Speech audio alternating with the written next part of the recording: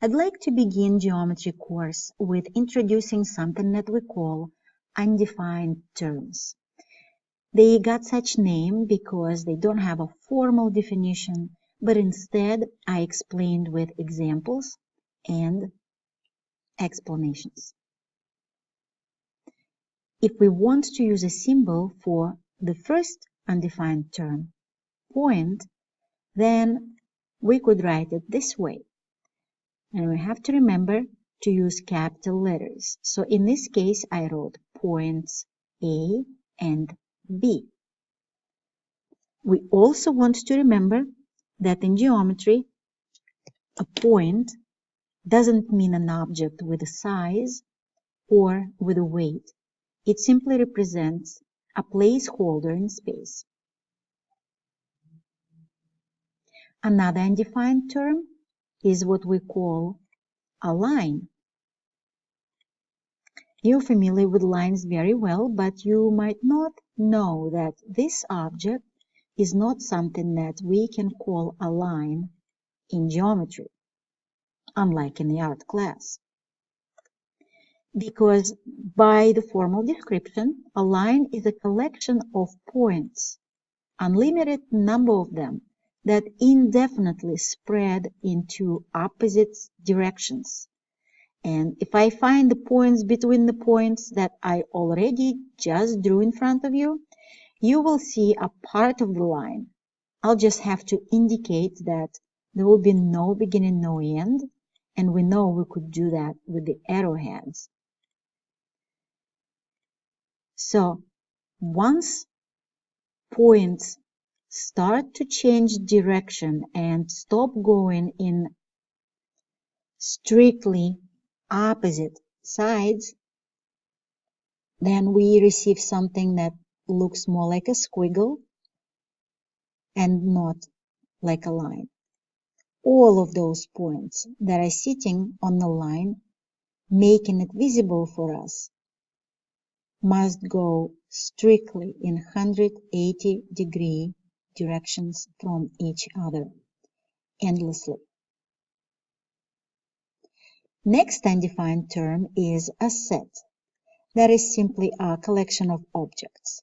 For us in geometry, it could be a collection of segments and rays and planes, or simply a collection of points. If you ever see a diagram that indicates that some points are brighter than others, that means that the brighter points are situated closer to you, as a fainter set of points would be farther away.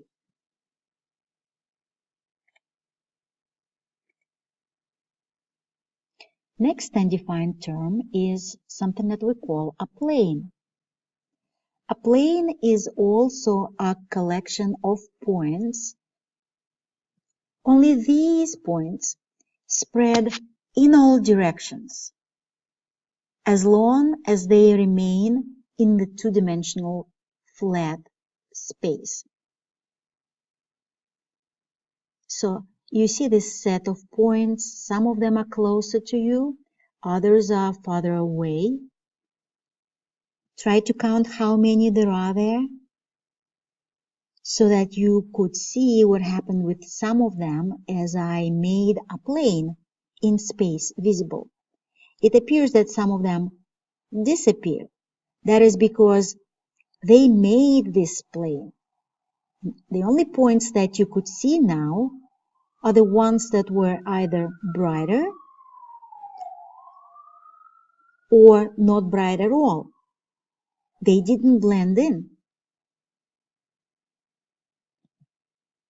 If you want to use symbols for the word plane, then we will use the word plane itself and one of the capital letters.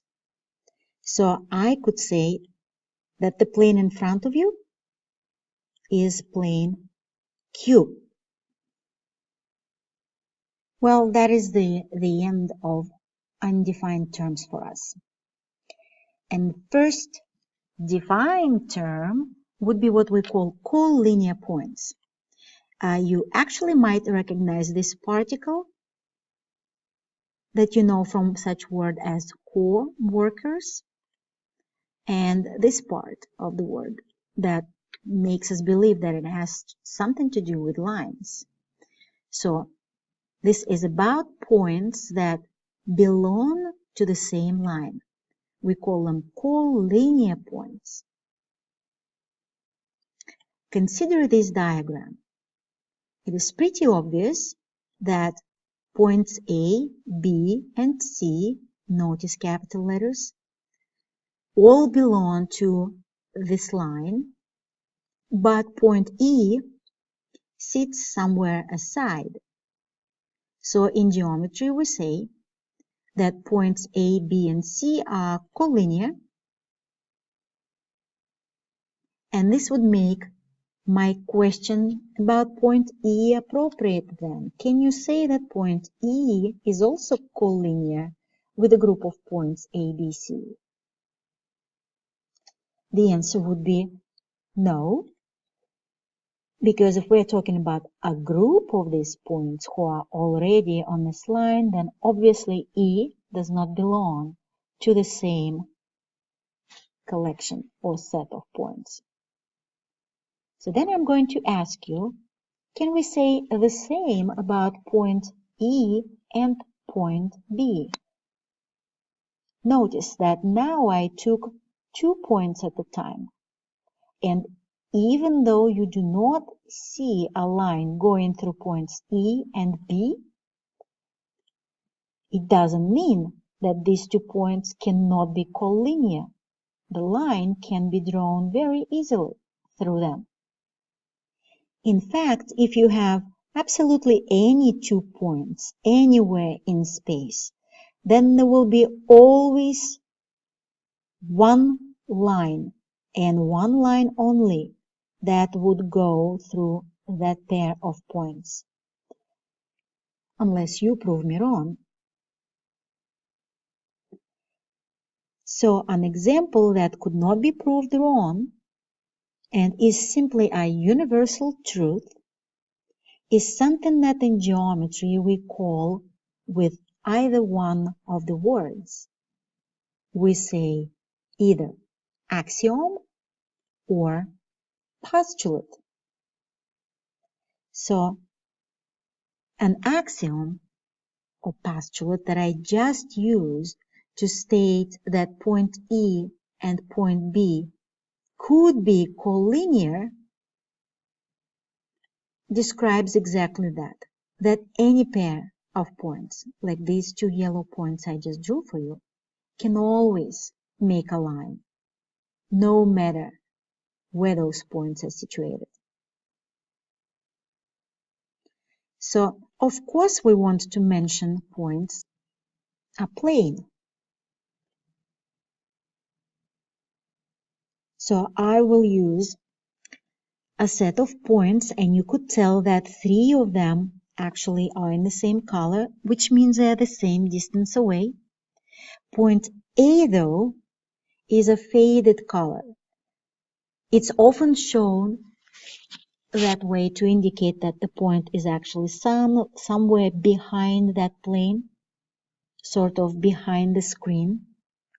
So in this case, if I asked you about the nature of points D, E, F, according to this diagram, they are at the same level away from our eye in the same 2-dimensional space, and we do call them coplanar.